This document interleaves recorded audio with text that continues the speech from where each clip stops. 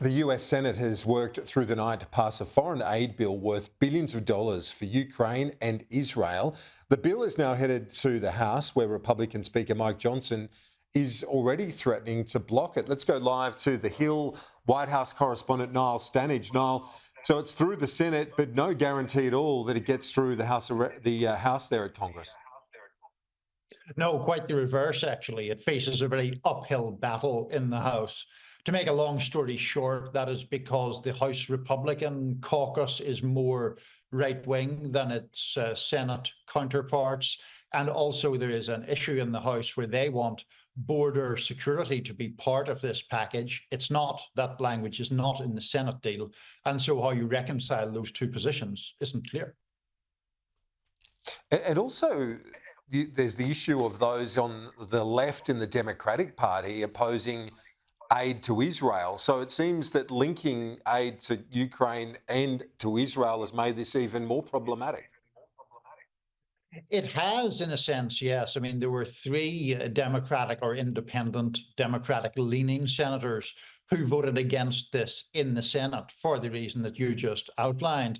Obviously, the issue of Israel and the war in Gaza is massively divisive in the Democratic Party, and that's why you're encountering some of that resistance. But yes, I mean, you're quite right to point out that the political contours of aid to Ukraine, in contrast with aid to Israel, are very, very different. And so it multiplies the complexities of this situation.